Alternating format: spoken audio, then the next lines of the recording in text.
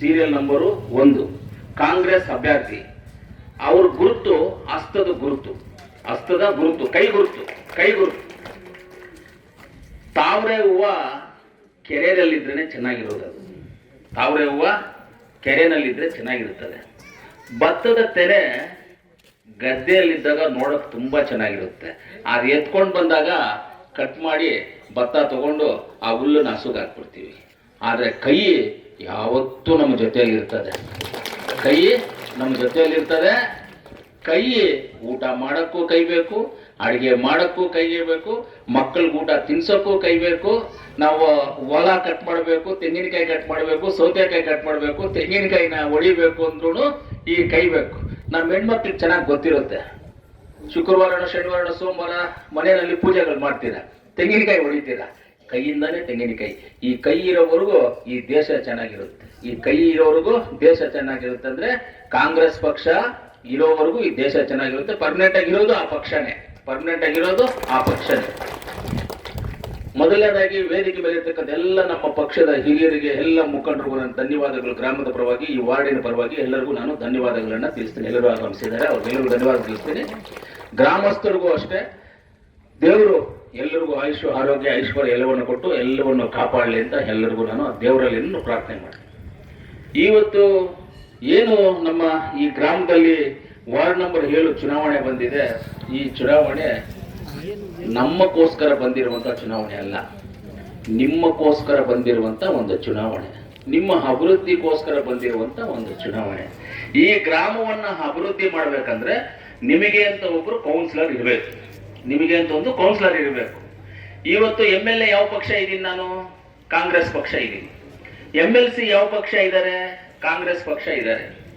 ಮಾಜಿ ಸಭಾಪತಿಗಳು, ಮಾಜಿ MLCಗಳು, ಈ ಭಾಗದ ಹಿರಿಯ ಮುಖಂಡರು, ಸುದರ್ಶನ್ ಸಾರು ಕಾಂಗ್ರೆಸ್ ಪಕ್ಷ ಇದ್ದಾರೆ. ನಮ್ಮೆಲ್ಲರಿಗಿಂತ ಮುಖ್ಯವಾಗಿ ಕೃಷ್ಣ ಬೈರೇಗೌಡರು ಕಾಂಗ್ರೆಸ್ ಪಕ್ಷದ ಮಂತ್ರಿ, ರೆವಿನ್ಯೂ ಮಿನಿಸ್ಟರ್ ಕಾಂಗ್ರೆಸ್ ಪಕ್ಷ. ಅವರಾದ್ಮೇಲೆ ನಮಗೆ ನಮ್ಮ ಜಿಲ್ಲಾ ಉಸ್ತುವಾರಿ ಮಂತ್ರಿಗಳಾದಂಥ ಸುರೇಶ್ ಅಣ್ಣ ಅವರಿದ್ದಾರೆ, ಕಾಂಗ್ರೆಸ್ ಪಕ್ಷ. ನಮ್ಮೆಲ್ಲರಿಗೂ ಮಾರ್ಗದರ್ಶಕರಾದಂಥ ನಜೀರ್ ಅಣ್ಣ ಅವರು ಕಾಂಗ್ರೆಸ್ ಪಕ್ಷದಲ್ಲಿ MLC ಇದ್ದಾರೆ. ಮುಖ್ಯಮಂತ್ರಿಗಳ ರಾಜಕೀಯ ಕಾರ್ಯದರ್ಶಿನೂ ಇದ್ದಾರೆ ಅವರು. ಕರೆಕ್ಟೇ ಇಲ್ವಾ?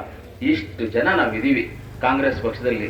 ಸಿದ್ದರಾಮಣ್ಣ ಅವರು ಮುಖ್ಯಮಂತ್ರಿ ಇದ್ದಾರೆ, DK ಶಿವಕುಮಾರ್ ಸಾಹೇಬರು ಡೆಪ್ಯೂಟಿ CM ಇದ್ದಾರೆ, ಮಾನ್ಯ ಪರಮೇಶ್ವರ್ ಸಾಹೇಬರು ಹೋಮ್ ಮಿನಿಸ್ಟರ್ ಇದ್ದಾರೆ, ಮಾದೇವಪ್ಪನವರು ಸೋಷಿಯಲ್ ವೆಲ್ಫೇರ್ ಡಿಪಾರ್ಟ್ಮೆಂಟ್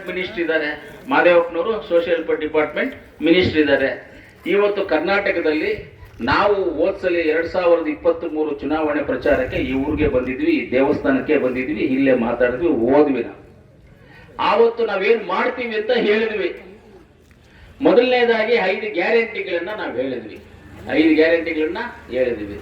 1ನೇ ಗ್ಯಾರಂಟಿ ಮನೆಯ ಯಜಮಾನಮ್ಮನಿಗೆ 2,000 ರೂಪಾಯಿ ಕೊಡುವಂಥದ್ದು. 2ನೇ ಗ್ಯಾರಂಟಿ ಮನೆಗೆ ಕರೆಂಟ್ 200 ಯೂನಿಟ್ ಫ್ರೀ ಕೊಡುವಂಥದ್ದು. 3ನೇದು ಹೆಣ್ಣು ಮಕ್ಕಳಿಗೆ ಬಸ್ ಫ್ರೀ ಕೊಡುವಂಥದ್ದು. 4ನೇದು 10 kg ಅಕ್ಕಿ ಕೊಡುವಂಥದ್ದನ್ನ. ಒಂದು ವರ್ಷ ನಾವು 10 kg ಅಕ್ಕಿ ಕೊಡಕ್ಕಾಗಿಲ್ಲ, ದುಡ್ಡು ಕೊಡ್ತಾ ಇದ್ವಿ 170 ರೂಪಾಯಿ ಒಬ್ಬರಿಗೆ ಅಂತ. 35 ರೂಪಾಯಿ 170 ರೂಪಾಯಿ ಕಾಸು ಕೊಡ್ತಾ ಇದ್ವಿ. ಅದಾದ್ಮೇಲೆ ಯುವಕರು ಯುವತಿಯರು ಓದಿ ಕೆಲಸ ಸಿಗದೆ ಅಂತವ್ರಿಗೆ, ಡಿಪ್ಲೊಮಾ ಮಾಡಿದ್ದವರಿಗೆ 1500, ಡಿಗ್ರಿ ಮಾಡಿದ್ದವರಿಗೆ 3000 ರೂಪಾಯಿ ಕೊಡ್ತೀವಿ ಅಂತ ಹೇಳಿದ್ವಿ. ಅದರ ಪ್ರಕಾರವಾಗಿ ಅದು ಕೊಟ್ಟಿದ್ವಿ. 5 ಗ್ಯಾರಂಟಿಗಳು ಇಂಪ್ಲಿಮೆಂಟ್ ಮಾಡಿದೀವ ಇಲ್ವಮ್ಮ? ನೀವು ಬಸ್ಗಳಲ್ಲಿ ಹೋಗಿದ್ದೀರಾ ಫ್ರೀಯಾಗಿ? 200 ಯೂನಿಟ್ ಕರೆಂಟು ಫ್ರೀ ಬಂದಿದೆಯಾ? ಆಮೇಲೆ ಮನೆಗೆ ಯಜಮಾನಮ್ಮನಿಗೆ 2,000 ರೂಪಾಯಿ ಹಾಕೋದು 1 ತಿಂಗಳು 2 ತಿಂಗಳು ಲೇಟ್ ಆಗುತ್ತೆ. ಅದು ಬ್ಯಾಲೆನ್ಸ್ ಮಾಡಬೇಕು. ಯಾಕಂದ್ರೆ ಹೊಸದಾಗಿ ಮಾಡಿರುವಂತ ಕಾರ್ಯಕ್ರಮ ಬ್ಯಾಲೆನ್ಸ್ ಮಾಡಬೇಕು. ಅದನ್ನು ಮಾಡಿದೀವ. 1 ತಿಂಗಳು ಲೇಟ್ ಆದ್ರೂ ಬರುತ್ತೆ ಕಾಸು. ಆ ರೀತಿಯಲ್ಲಿ ನಾವು ಹೇಳದಂಗೆ ಎಲ್ಲವನ್ನು ಮಾಡ್ಕೊಂಡು ಬರ್ತಾ ಇದ್ದೀವಿ. ಇವತ್ತು ಈ ರೋಡನ್ನು ಹಾಕಿದ್ದೀವಿ, 3 ಕೋಟಿ ರೂಪಾಯಿ ರೋಡ್ ಹಾಕಿದ್ದೀವಿ. ಅಭಿವೃದ್ಧಿ ವಿಚಾರದಲ್ಲಿ ನಾವೆಲ್ಲರೂ ಹಿಂದೆ ಹೋಗೋದಿಲ್ಲ. ಗ್ರಾಮಗಳಲ್ಲೂ ಅಷ್ಟೇ ಅಭಿವೃದ್ಧಿ ವಿಚಾರಗಳಲ್ಲಿ ಮುಂದೆ ಬರ್ತೀವಿ.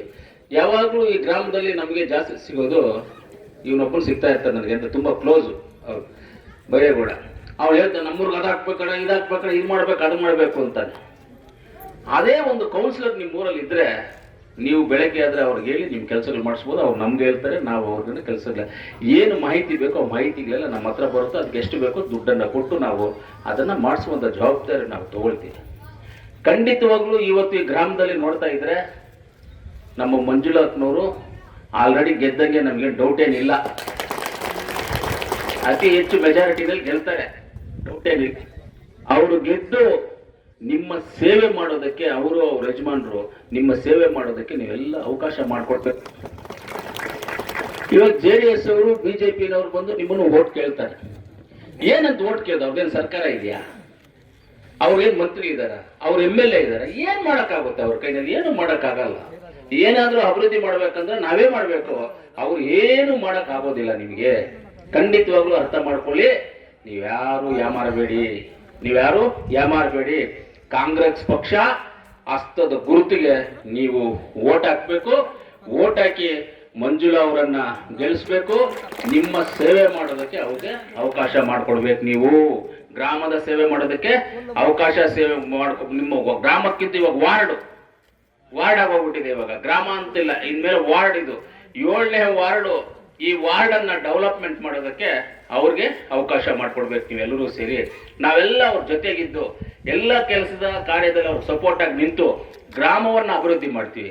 ಅದಕ್ಕಿಂತ ಮೀರಿ ಇನ್ನ ಒಂದು ಹೇಳ್ತೀನಿ, ನಿಮ್ಮ ಗ್ರಾಮದಲ್ಲಿ ನೀವು ಹಾಕಿ ಅವ್ರನ್ನ ಗೆಲ್ಸಿದ ಮೇಲೆ ನಾವೇನಾದ್ರೂ ನಾವು ಹೇಳಿದ ಪ್ರಕಾರವಾಗಿ ನಡ್ಕೊಂಡಿಲ್ಲ ಅಂದ್ರೆ, ಈ ಗ್ರಾಮದ ಅಭಿವೃದ್ಧಿ ವಿಚಾರದಲ್ಲಿ ಹಿಂದೆ ಹೋದ್ರೆ ನೆಕ್ಸ್ಟ್ ನಾವು ಬರುವಂತ ಚುನಾವಣೆಗಳಿಗೆ ನಮ್ಗೆ ಓಟ್ ಹಾಕ್ಬೇಡಿ. ನೀವು ನಾವು ಮಾಡದೇ ಇದ್ರೆ ನೀವು ಹಾಕ್ಬೇಡಿ. ಯಾಕೆ ಆ ಮಾತನ್ನ ಹೇಳ್ತೀವಿ ಅಂದ್ರೆ, ನಮಗೆ ನಂಬಿಕೆ ಇದೆ, ನಾವು ಮಾಡ್ತೀವಿ. ನಮಗೆ ನಂಬಿಕೆ ಇದೆ, ನಾವು ಮಾಡ್ತೀವಿ.